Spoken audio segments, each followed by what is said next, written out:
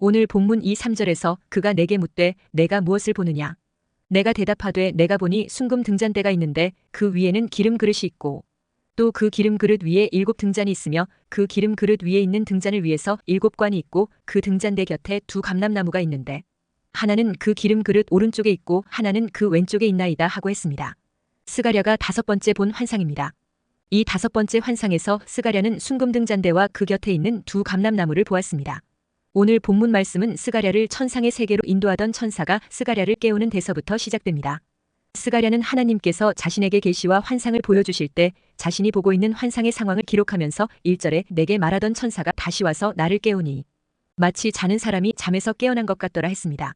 여기서 우리가 짐작할 수 있는 것은 스가랴가 몇 번의 환상을 체험하는 가운데 대단히 영적으로 예민하게 되어 있었다는 것입니다. 이러한 영적 예민한 상태는 아주 많은 육체의 에너지 소비를 하게 됩니다. 그러므로 그런 체험을 하고 나면 보통 사람들은 새로운 현실에 적응을 잘하지 못하게 됩니다. 엄청난 체험을 하느라 힘을 다 소모해버렸기 때문에 현실에 적응할 여유가 없는 것입니다. 천사가 다시 와서 스가랴를 깨웠다는 것은 스가랴가 잠시 깊은 잠으로 휴식을 취하고 있었다는 것을 알 수 있습니다.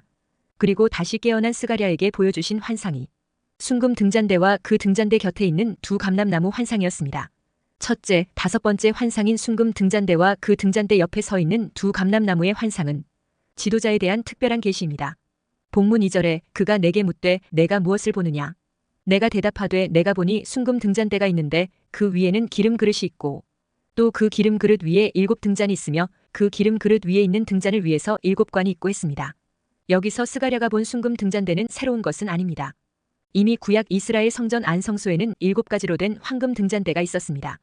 그런데 그 등잔대와 지금 환상에서 보는 등잔대는 차이가 있었습니다. 옛날 그 성전 등잔대는 주발이 있기는 했지만 등잔대 꼭대기에 있지는 않았습니다. 구약 성전의 등잔대는 7가지가 있는데 양쪽에 셋씩 나와서 가운데 있는 것과 합해서 7개의 가지가 있었고 주발은 따로 있어서 밑에서 연결되어 있는 것이었습니다. 그런데 지금 스가랴가 보는 등잔대는 꼭대기에 주발이 있고 그 주발에서부터 직접 관이 연결되어 있는 것입니다. 그런데 사실 원어 성경에는 관이 7씩 7으로 되어 있습니다. 이것은 등잔 하나하나마다 관이 7개씩 있다는 뜻입니다. 그러니까 이 세 등잔대의 특징은 꼭대기에 있는 주발과 이 주발과 등잔을 연결시키고 있는 많은 관들입니다. 아마도 모양은 좋지 않을지 몰라도 꺼질 염려가 없는 등잔대입니다. 아무리 심한 바람이 불어도 꺼질 수 없는 특수한 등잔대입니다. 어떻게 보면 구약 성전의 등잔대가 상징적인 것이었다면 스가랴가 본 등잔대는 아주 실용적이며 어떤 경우에도 꺼지지 않게 특별하게 만들어진 등잔대라는 것을 알 수 있습니다. 본문 1절에 내게 말하던 천사가 다시 와서 나를 깨우니 마치 자는 사람이 잠에서 깨어난 것 같더라 했습니다. 스가랴는 천사가 깨웠을 때 잠에서 깨어나듯이 분명하게 보여지고 알게 되었습니다. 하나님의 신령하고 거룩한 영의 세계는 인간 육신의 안목으로는 잘 알 수 없습니다. 하나님이 깨워서 깨닫게 해주셔야 됩니다. 깨어나게 될 때 우리의 영의 눈이 열리고 하나님의 거룩한 영의 세계와 하나님의 거룩한 경륜과 뜻을 알 수 있게 됩니다. 그래서 에베소서 1장 17절에서 19절에 보면 사도 바울은 에베소에 있는 성도들의 영의 눈이 더욱 떠지고 밝아져 하나님의 거룩한 영의 세계를 밝히 보고 더 분명히 깊이 알게 되기를 기도했습니다. 그러면 하나님의 영의 세계란 무엇입니까? 그것은 바로 하나님의 주권적 세계입니다. 하나님의 경륜과 지혜가 있는 세계를 의미합니다. 과거가 아니라 미래에 속한 것으로 하나님의 영광된 나라를 말합니다. 이것을 보는 것을 가리켜 영적 세계를 안다고 하는 것입니다. 그러나 지금 스가랴는 아직 하나님께서 바라시는 그런 단계의 영의 세계에 이르지 못하고 있습니다. 그러므로 하나님께서는 천사를 보내어 여러 가지 이상을 보여주면서 현실 너머에 하나님 경륜이 있는 높은 지혜와 주권과 그 역사를 알도록 이끌고 있는 것입니다. 그래서 천사를 통해서 스가랴에게 계속 여러 가지 환상을 통해 하나님의 세계를 보여주고 있는 것입니다.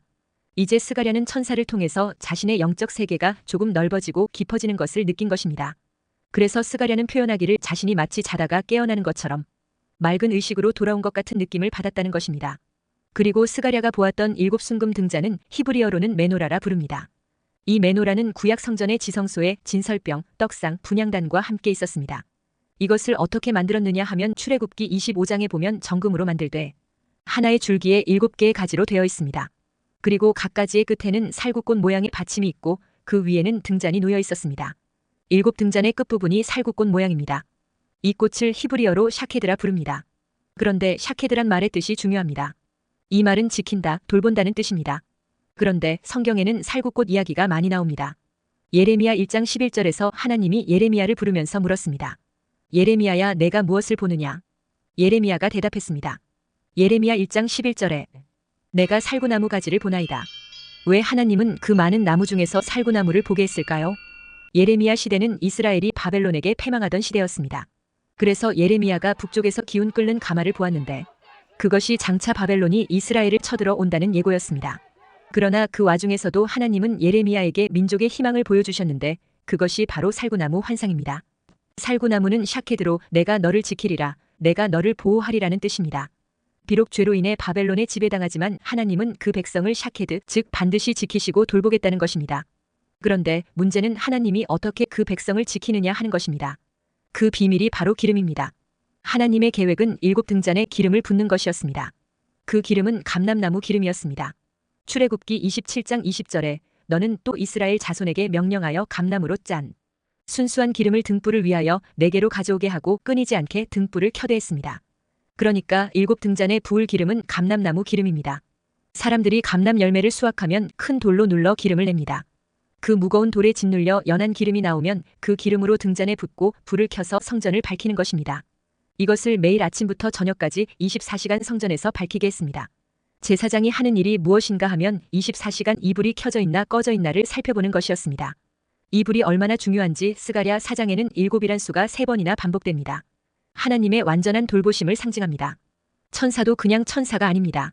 스가랴 4장 10절에 온 세상에 두루 다니는 여호와의 눈이라 했습니다. 그냥 빛만 내는 등불이 아닙니다. 온 성전을 비추고 온 세상을 비추는 하나님의 불꽃 같은 눈동자입니다. 그리고 그 등잔 옆에 두 감람나무가 있었습니다. 이 감람나무는 무엇입니까? 한국의 많은 이단 중에 전도관이라는 이단이 있습니다. 지금은 죽은 박태선 장로가 세운 이단입니다. 박태선을 부르는 칭호 중에 하나가 감람나무입니다. 박태선은 자신을 여러 가지 이름을 썼는데 영적 어머니, 동방의 의인, 이긴 자, 이슬 성신, 참 구세주. 좋은 이름은 다 갖다 붙여 썼습니다.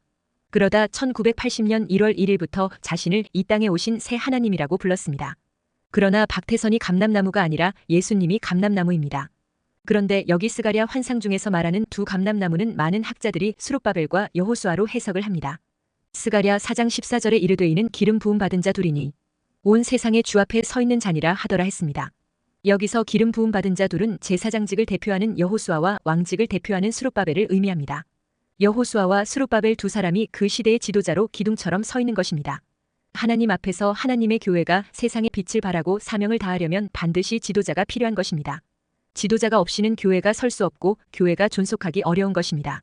그리고 나아가 이 기름 부음 받은 왕과 제사장의 직임은 기름 부음 받은 예수 그리스도를 상징합니다.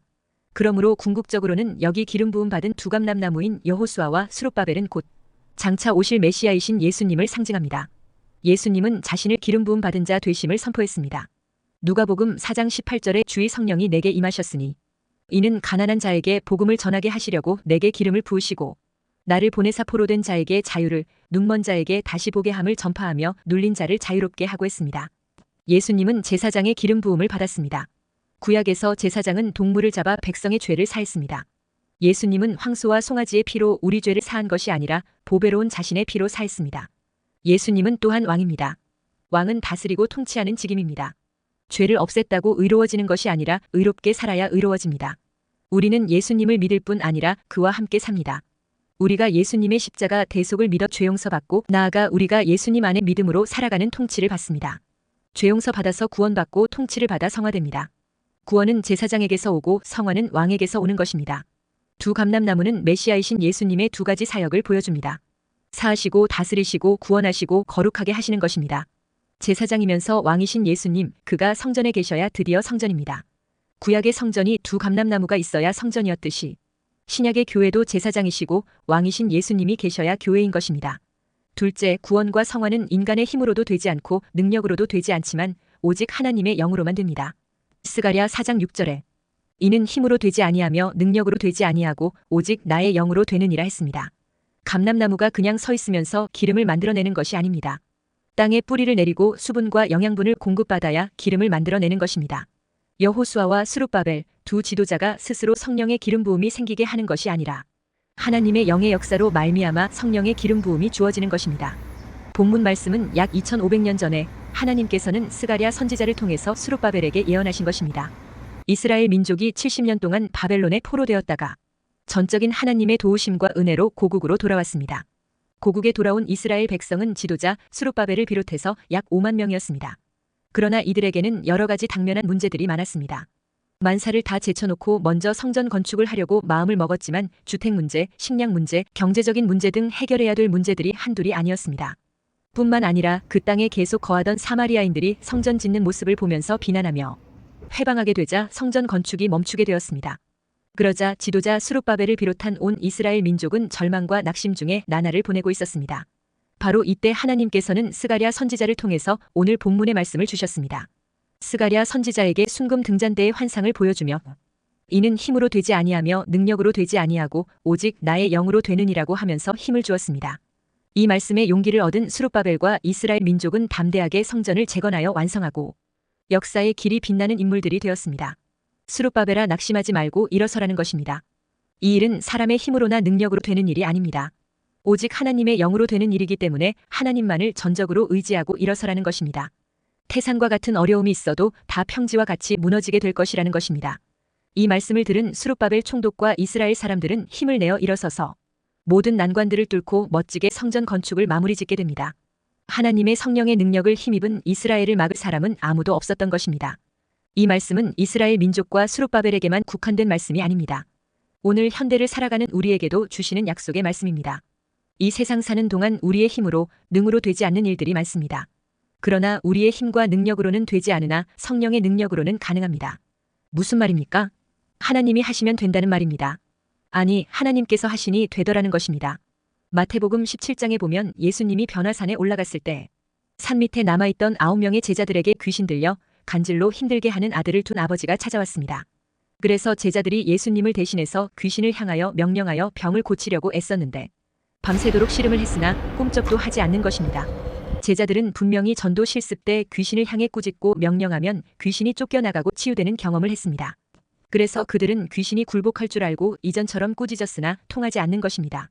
새벽녘이 되어 예수님이 산에서 내려오시자 아이의 아비가 예수님께 달려가서 간청했습니다. 마태복음 17장 15절 16절에 주여 내 아들을 불쌍히 여기소서. 그가 간질로 심히 고생하여 자주 불에도 넘어지며 물에도 넘어지는지라. 내가 주의 제자들에게 데리고 왔으나 능히 고치지 못하더이다 했습니다. 그러자 예수님은 단번에 귀신을 꾸짖자 귀신이 나가고 아이가 그때부터 나아버렸습니다. 이때 제자들이 조용히 예수님께 찾아와 왜 우리는 능히 그 귀신을 쫓아내지 못했습니까? 하고 물었습니다. 이때 예수님은 이렇게 말해주었습니다. 마가복음 9장 29절에 이르시되 기도 외에 다른 것으로는 이런 종류가 나갈 수 없느니라 하시니라 했습니다. 무슨 말입니까? 기도하는 자에게 성령의 권능이 나간다는 것입니다. 그래서 예수님은 누가복음 11장 13절에 너희가 악할지라도 좋은 것을 자식에게 줄 줄 알거든 하물며 너희 하늘 아버지께서 구하는 자에게 성령을 주시지 않겠느냐 하시니라 했습니다. 그러니까 제자들이 전도 실습 때는 귀신이 쫓겨나갔는데 이제 안 되는 이유는 바로 그들의 기도 부족 때문이었던 것입니다. 예수님은 새벽이나 밤이나 수시로 기도하셨습니다. 그러나 제자들은 몸이 피곤하다는 이유로 그저 졸고 자기에 바빴던 것입니다. 그러다 보니 기도가 부족하고 그로 인해 성령의 능력이 약했던 것입니다. 그러니 귀신에게 명령해도 권능이 나가지 않았던 것입니다. 그러므로 항상 성령 충만한 사람이 되도록 기도의 사람이 되시기를 축원합니다. 셋째, 우리에게 하나님의 영이 역사하면 우리 앞에 어떤 문제의 산도 해결되고 맙니다. 본문 7절에 큰 산아 내가 무엇이냐? 내가 스룹바벨 앞에서 평지가 되리라. 그가 머릿돌을 내놓을 때에 무리가 외치기를 은총이 그에게 있을지어다 하리라 하셨고 했습니다. 하나님은 지금도 살아계십니다. 하나님은 지금도 역사의 수레바퀴를 돌리고 계십니다. 우리 하나님은 전지전능하셔서 큰 산도 평지로 만드십니다. 그래서 사무엘상 2장에 보면 하나님은 우리를 가난하게도 하시고 부하게도 하시고 우리를 낮추기도 하시고 높이시기도 하신다 했습니다. 또한 우리를 죽이기도 하시고 살리기도 하시며 우리를 음부에 내리기도 하시고 올리기도 하신다고 했습니다. 다시 말해 하나님은 우리 인생의 생사화복을 주관하시는 분이십니다. 유대 민족이 바벨론 포로 생활에서 고국으로 돌아왔으나 그들 앞에 큰 산 하나가 가로막고 있었습니다. 그래서 그들은 걱정을 하고 있었습니다. 이스라엘 사람들은 문제가 생기면 산이 생겼다고 말합니다. 보통 문제는 산이라고 하지만 큰 문제는 큰 산이라고 합니다. 마가복음 11장 23절에 내가 진실로 너희에게 이르노니 누구든지 이 산더러 들리어 바다에 던져지라 하며 그 말하는 것이 이루어질 줄 믿고 마음에 의심하지 아니하면 그대로 되리라 했습니다. 바벨론 포로에서 귀환하여 성전 재건을 위해 힘을 모아 애쓰고 있는데 그들 앞에 여러 가지 난관이 나타났습니다. 그러자 하나님은 스가랴 선지자를 통해 스룹바벨에게 이런 말씀을 주셨습니다. 본문 7절에 큰 산아 내가 무엇이냐 내가 스룹바벨 앞에서 평지가 되리라 했습니다. 여기 큰 산이 무엇이었습니까? 성전 건축을 위한 자금 조달이 그들에게 큰 산이었습니다. 이스라엘 백성들은 돈을 벌어서 고국으로 돌아온 것이 아닙니다. 70년간 포로 생활을 하다가 빈손으로 돌아왔습니다. 당장 먹고 사는 것이 걱정이었습니다. 게다가 성전 건축, 성벽 재건을 해야 합니다.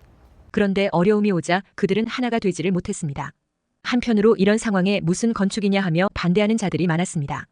또 천천히 하자는 사람들도 있습니다. 거기다가 이스라엘 주변의 사마리아인, 에돔인, 애굽인들이 지켜보고 있다가 회방을 놓았습니다. 성곽은 무너져 있고 성전은 폐허가 되어 있고 무엇 하나 제대로 남은 것이 없습니다. 보아보니 희망이 바뀌어 절망이 되고 기쁨이 한숨으로 바뀌어 백성들의 신앙조차도 흔들리는 어려움에 직면했습니다. 이때 이 어려운 형편 앞을 맡은 정치가는 스룹바벨이었습니다. 그러나 스룹바벨이 무엇을 할 수 있었겠습니까? 황무지 같은 곳에 민심은 피폐하고 힘을 잃어버린 이스라엘을 어떻게 회복시킬 수 있겠습니까? 이때 하나님은 스가랴 선지자를 통해 환상 가운데 말씀을 주셨습니다. 이 일은 사람은 내 힘과 능력으로 되는 것이 아니다. 오직 하나님의 신으로 되는 것이다 했습니다. 그리고 그런 믿음을 가지고 스룹바벨이 일어서서 일을 시작하기만 하면 당면한 큰 산과 같은 문제들이 스룹바벨 앞에서 평지가 되리라고 말씀해 주셨습니다. 그렇습니다. 나는 안 되지만 하나님은 됩니다. 나는 없지만 하나님은 있습니다. 나는 불가능하지만 하나님은 가능합니다. 그러니 이렇게 생각하고 믿고 말하며 행하시기 바랍니다.